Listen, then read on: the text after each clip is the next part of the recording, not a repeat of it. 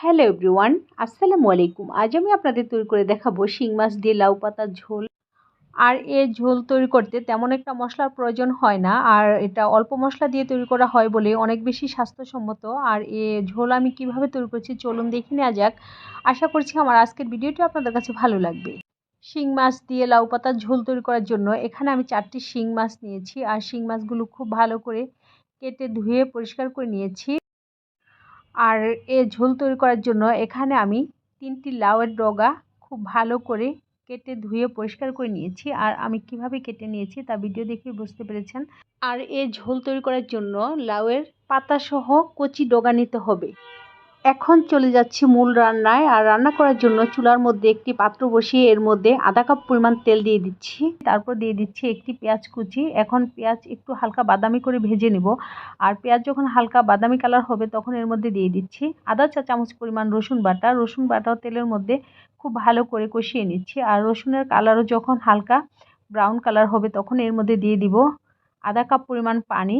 আর এখানে অবশ্যই রসুনটা একটু হালকা বাদামি করে ভেজে নিতে হবে, যাতে লাউ পাতার তরকারির মধ্যে রসুনের কোনো গন্ধ না লাগে। এরপর এর মধ্যে দিয়ে দিচ্ছি 1 টেবিল চামচ পরিমাণ হলুদের গুঁড়া, আর 1/4 টিস্পুন পরিমাণ লাল মরিচের গুঁড়া, আরও দিয়ে দিচ্ছি পরিমাণ মতো লবণ। আর তরকারির মধ্যে মরিচের গুঁড়া অবশ্যই কমিয়ে দিতে হবে। মরিচের গুঁড়া বেশি হলে তরকারি খাওয়ার সময় গলার মধ্যে অনেক ঝাঁঝ লাগে। এরপর মশলা খুব ভালো করে কষিয়ে নিয়ে এর মধ্যে মাছগুলো দিয়ে দিচ্ছি। আর মাছগুলো মশলার মধ্যে দেওয়ার পর একটি হাতল দিয়ে নেড়েচেড়ে দিব। আর এভাবেই কিছুক্ষণ পর পর একটু নেড়েচেড়ে দিব। আর চুলার আঁচ মিডিয়াম হিটে রেখে এই মাছগুলো 2 থেকে 3 মিনিট সময় এভাবে কষিয়ে নিব। আর ঝোলের তরকারির মধ্যে আমি কোনো আদা বাটা কিংবা জিরার গুঁড়া দিইনি, কারণ আদা জিরা দিলে তরকারির যে একটা নিজস্ব সুন্দর ফ্লেভার থাকে সেটা পাওয়া যায় না। আর তরকারির মধ্যে আদা বাটা দিলে তরকারি খাওয়ার সময় তরকারি থেকে আদার ফ্লেভার আসে, সে কারণে ঝোলের তরকারির মধ্যে আমি কখনো আদা বাটা ব্যবহার করি না। এখন এর মধ্যে 2 কাপ পরিমাণ পানি দিয়ে দিব। আর পানি দিয়ে একটু নেড়েচেড়ে একটি ঢাকনা দিয়ে ঢেকে দিব। আর ঢেকে দিয়ে মাছগুলো খুব ভালো করে কষিয়ে নিব। আর চুলার আঁচ মিডিয়াম হিটে রেখে মাছগুলো কষিয়ে নিব। আর 10 থেকে 12 মিনিট সময় মাছগুলো কষিয়ে নিব। আর মাছগুলো কষানোর সময় কিছুক্ষণ পর পর ঢাকনা তুলে একটু নেড়েচেড়ে দিব।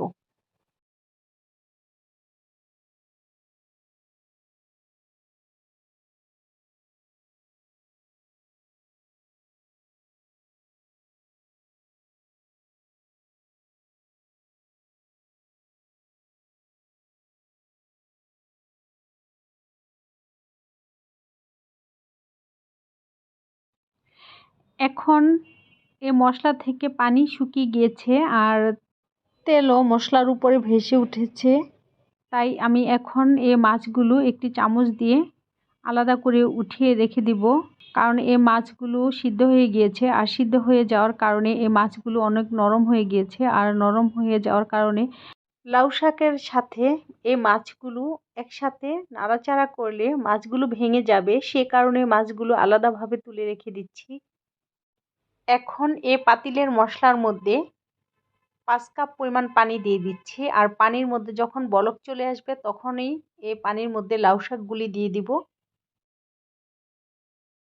আর লাউ শাক যেহেতু বেশিক্ষণ রান্না করতে হয় না, সে কারণে আগে পানির মধ্যে বলক তুলে নিয়েছি। তারপর শাকগুলো বলক ওঠা পানির মধ্যে দিয়ে দিচ্ছি। এরপর একটি হাতল দিয়ে নেড়েচেড়ে দিচ্ছি। আর এভাবেই 2-3 বার নেড়েচেড়ে দেওয়ার পর শাকগুলো যখন একটু হালকা সিদ্ধ হয়ে যাবে তখন এর মধ্যে আমি কষিয়ে রাখা শিং মাছগুলো দিয়ে দিব। আর শিং মাছ দিয়ে একটু আলতো হাতে নেড়েচেড়ে দিব। আর বাটির মধ্যে যে মশলাটুকু লেগে আছে সে মশলাও তরকারির মধ্যে দিয়ে দিব। আর তরকারির মধ্যে লাউ শাক দেওয়ার পর শুরু থেকে শেষ পর্যন্ত কোনো ঢাকনা দিয়ে ঢেকে দিব না, ঢাকনা ছাড়াই তরকারি রান্না করব। আর তরকারির শাক যখন মোটামুটি সিদ্ধ হয়ে যাবে তখন এর মধ্যে কাঁচামরিচ দিয়ে দিব। আর কাঁচামরিচ দিয়ে তরকারি বেশিক্ষণ রান্না করব না। আমি তরকারির লবণ একটু টেস্ট করে দেখেছি, তো আমার কাছে মনে হয়েছে লবণ একটু কম হয়েছে, সে কারণে এর মধ্যে আমি আরও একটু লবণ দিয়ে দিয়েছি। আর লবণ দেওয়ার পর একটি হাতল দিয়ে একটু আলতো হাতে নেড়েচেড়ে দিচ্ছি যাতে মাছগুলো ভেঙে না যায়। এখন এ তরকারির মধ্যে আমি কিছু ধনেপাতা কুচি দিয়ে দিব। আর ধনেপাতা কুচি দিয়ে এ তরকারি বেশিক্ষণ রান্না করব না।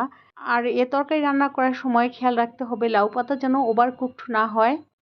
আর লাউ পাতা সিদ্ধ হয়ে যাওয়ার পরেই এই পাত্রটি চুলা থেকে দ্রুত নামিয়ে নিতে হবে। তো আমার এই তরকারি রান্না হয়ে গিয়েছে। এখন আমি এই তরকারি চুলা থেকে নামিয়ে অন্য একটি সার্ভিং ডিশে সার্ভ করব।